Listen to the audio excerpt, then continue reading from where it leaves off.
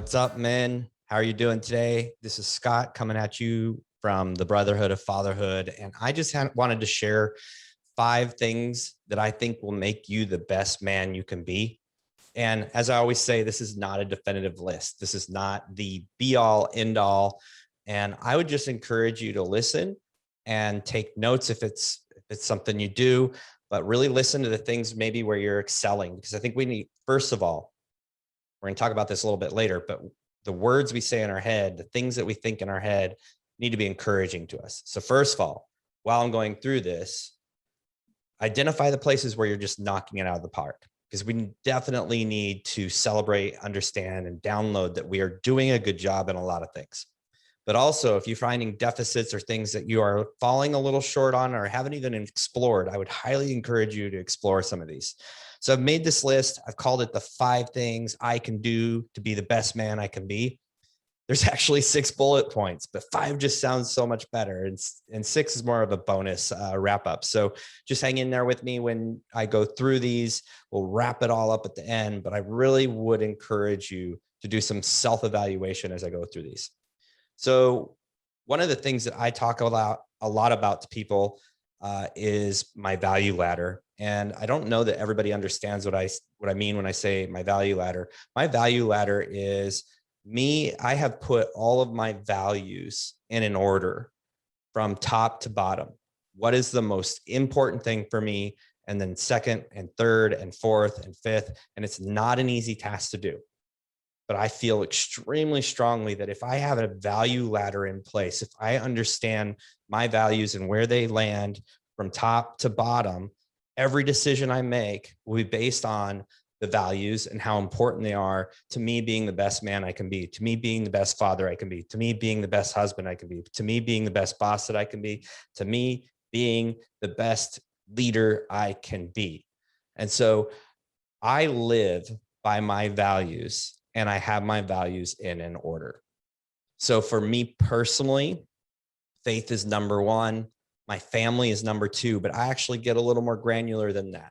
I say my wife is above my kids. And I know that's a lot, probably really hard for you, many of you, to understand.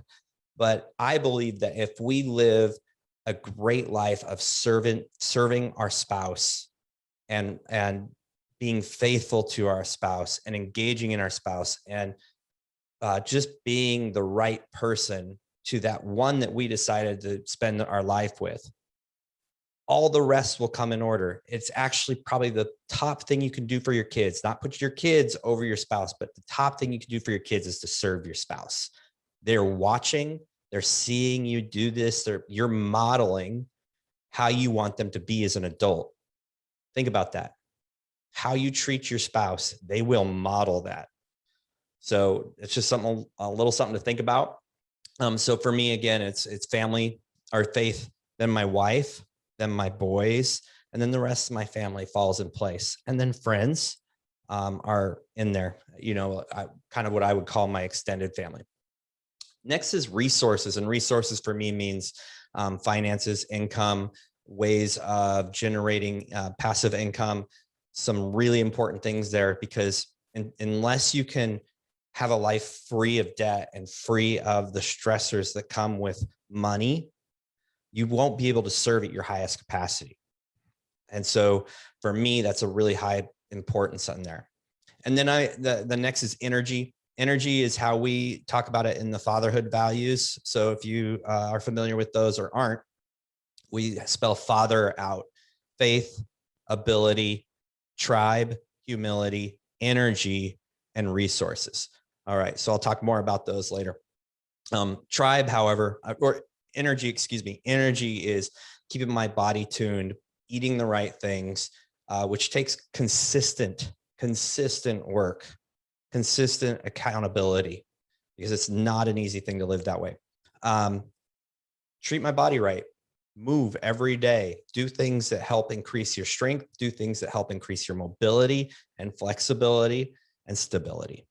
And then, so if you're not a part of like a gym, or you don't have a garage gym, or you don't have some sort of exercise routine or something physically that you love to do, I would highly encourage you to kind of put that on a priority. And then I have more. They just keep going. But I know my values. My live by my values. Every decision I make, every move I make, everything I do is weighed against my values. It should be that way in business. It should be that way in your life. All right. Number 2, look for and embrace uncomfortable things. And I talked about this on the last podcast, is how you become a more resilient human being. And it isn't for the last few years that I've really embraced this, and my personal growth and my ability to proceed through life in a intentional demeanor has improved tenfold just by embracing uncomfortable things and being okay with uncomfortable things happening, and having that attitude of, you know what, it's okay. This thing that's happening isn't awesome. It's not how I would choose it, but what can I do with what's going on right now to improve my circumstances? How I respond is my responsibility. So I can respond and shrink down and not stand up. I can respond and get lazy. I can respond and get upset, or I can respond and grow. I can pay attention to those things, how they're affecting me, how they don't really affect me. A lot of things are just emotional. So if we kind of put that aside, we'll step into another level of operation. And one thing that I just love to say, and it makes so much sense, is your purpose should be bigger than your fear. So if uncomfortable things cause fear in you, then like raise your purpose. If it doesn't scare you, it's not big enough. That's something Mark Batterson wrote in the book, Chase the Lion, is if your dream doesn't scare you, it is not big enough. So I always focus on a purpose being bigger than my fear or greater than my fear. So if I want to have more residual income, I'm going to have to do some new things that have some risk involved. I'm going to have to do things that I haven't done before. And that causes fear, and that causes us to stop and not act. But here's the beauty of it. If your purpose is greater than those fears, you will move forward. And on the other side is freedom, financial freedom, time freedom, emotional freedom, all of these things. So number 2 is look for and embrace uncomfortable things. All right. If you want to know more about that and my take on that, listen to the last episode of the Brotherhood of Fatherhood podcast, where I discuss how to become a more resilient human being. All right. Number 3, reframe your words. And I'm not just talking about the words you say out loud. I'm talking about the words you are listening to inside of your head. I'm talking about the words that you're repeating that were said to you or around you as you were growing up. These have tremendous power. Words have a massive power over how we act, how we respond, how we move forward, how we get frozen in time. So, I've heard it said a lot is, don't listen to the bitch voice in your head. And that's kind of what we're talking about. If the voice in your head says, hey, you're not good enough for this, because remember when, that's the voice you need to crush. That's the voice that you need to put a blanket over and just silence. Reframe those stories. Think back on the times. In fact, if you really want to go next level, take a pen and paper and over time, write down the stories of the things in your life that have left a mark. Write down the time when you were super embarrassed in the classroom. Write down the time when your parents were having an all-out fight. Write down the feelings like you were sharing it with someone so they would kind of actually see what was going on. Write that down and read it out loud to yourself. When you read something that you've written down out loud, a brand new power exists within you. You see really what's going on and why probably the way you frame that story has modeled or molded you into who you are today. So if it has molded you into something that isn't so desirable, maybe you have a fear of intimacy. Maybe you have a fear of acting outside of the norm, go to get a corporate job and go to college and do these things, but you always wanted to do something different. Search back in your history, write some stories down about experiences that have occurred that kind of hit your mind when you're thinking of these topics, and look at the ridiculousness of it. First of all, embrace what's happened. Admit, oh my gosh, I let that situation guide my life. And then reframe that story. There's a lot more to go into here. And if this is something you're interested in exploring, I can give you some names, but there's great growth, personal growth, in looking at how history has formed you, how those stories and those events in your life were told probably in a perverted, wrong way, where you started to internalize it on yourself. But it probably wasn't that. And if it was, how can you reframe that story so that you can take control over it? Because I'm not saying you aren't guilty of making bad decisions and being a part of a problem. I'm saying we have to reframe that story in our head to be able to grow and move forward. All right. So that's reframe your words, reframe your thought life, reframe the experiences from your past so that they help you grow instead of shrink. All right. Number 4, and this is where the brotherhood comes in. This has been so cathartic for me. It's been so amazing for me by Josh and I building this group. It's have a tribe of men who will hold you accountable and challenge you and speak life into you. Okay, so this is where vulnerability comes in. For starters, men aren't typically vulnerable. However, freedom can be found at the other side of being vulnerable and honest with other men who have your best interest in mind. I really grasped a hold of this. My dad has always been this for me. He's been really great at telling me truths and not sugarcoating things. But when I stepped into friendships, I always seemed to surround myself with people who would agree with me and who would just say that I was doing something right. And the relationship actually wasn't strong enough where they were actually willing to tell me the truth. And so it really wasn't that great a friendship. If you think about it, a friend is someone who's going to help you grow. What's going to help you grow? Someone or something that is going to identify areas of weakness for you, areas of growth for you. So, having this group has helped me tremendously. Being friends with Josh has helped me tremendously. If he sees an area in my life that I am speaking negatively about or not taking the actions that I should be taking that he knows are part of my values, he just flat out tells me, and vice versa. I do the same for him. That is an act of love. So find a tribe where men will tell you what you need to know to grow. So you got to be vulnerable for that. And it's not going to come easy because a lot of us like to stay sheltered and shelled up inside and not show other men that we aren't strong and we don't have all our stuff figured out. The truth is nobody does. Even the most successful men struggle with the same thing. So find somebody, find a tribe. All right. A big one for me. Number 5, practice gratitude.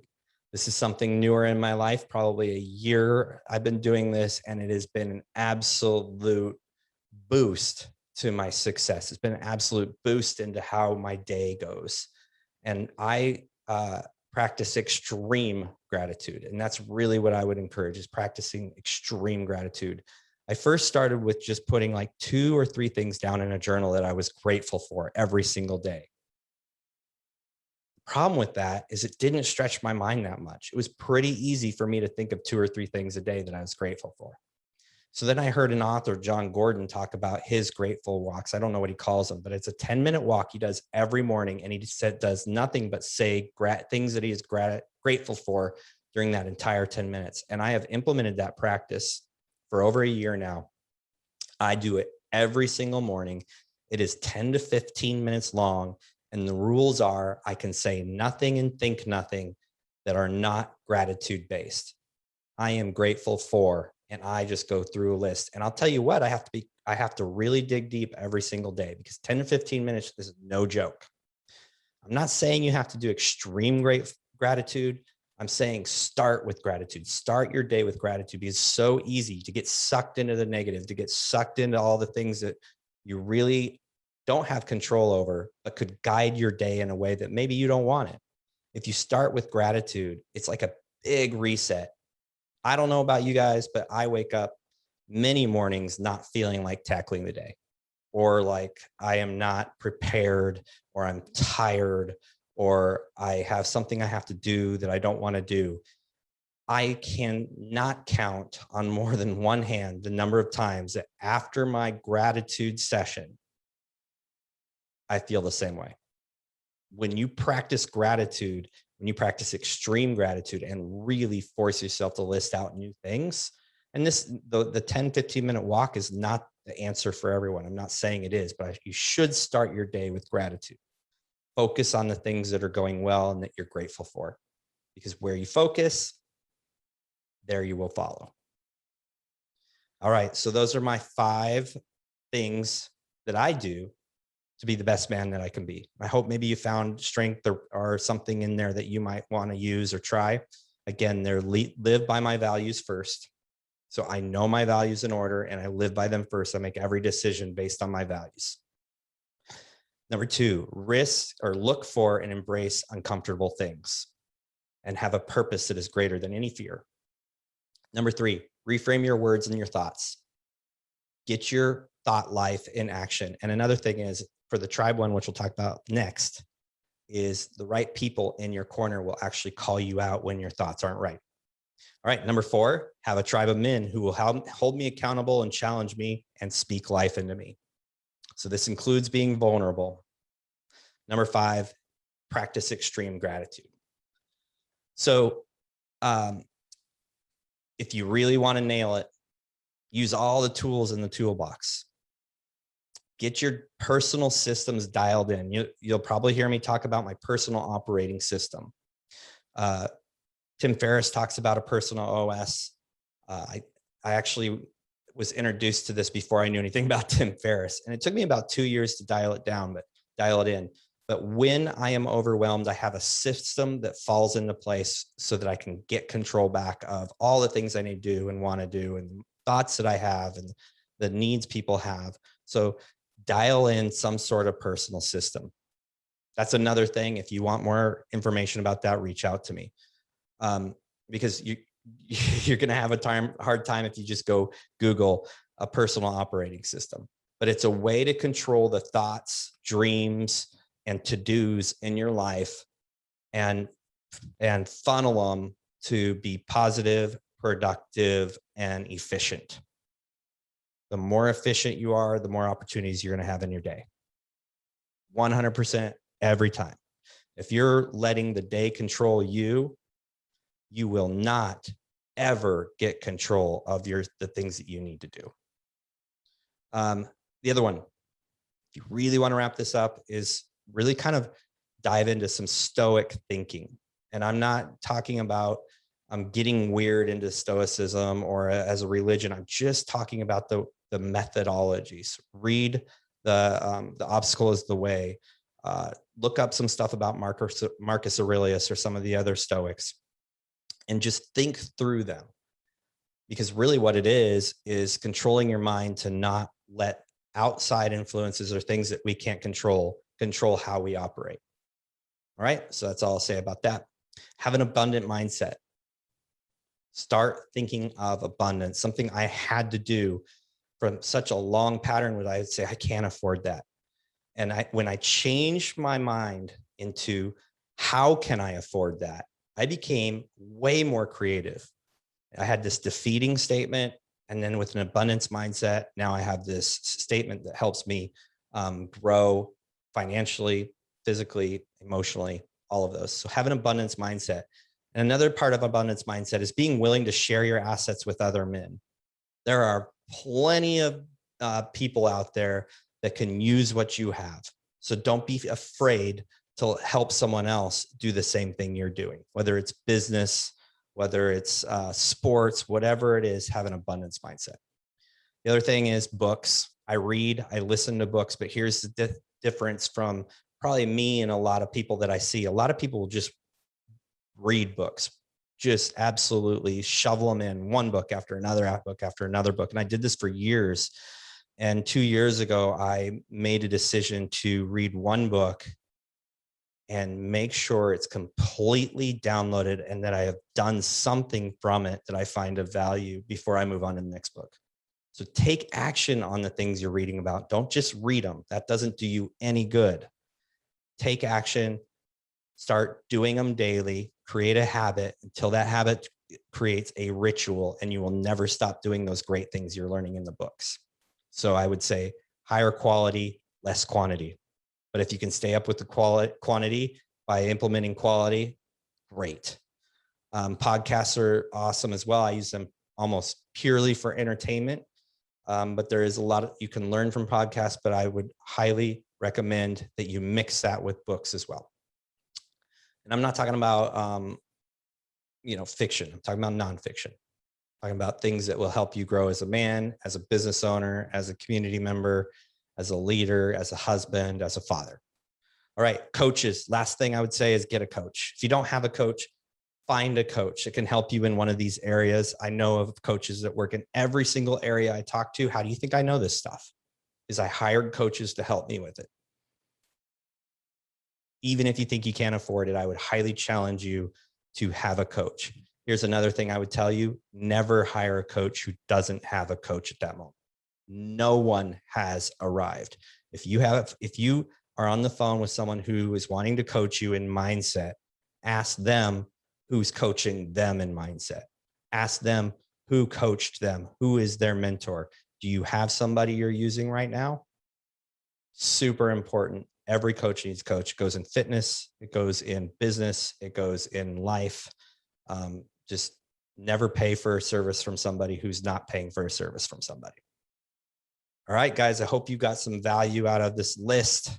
Maybe one thing, I hope just maybe one thing. If you try one thing, I'm sure it will improve your mindset. It'll improve your day. It'll improve your life. It'll improve your marriage and or your relationship with your kids. Thank you so much for listening. Go get it. Thank you for listening to the Brotherhood of Fatherhood podcast. If you enjoyed the podcast, be sure to share it with your friends, your family, and follow us on social media.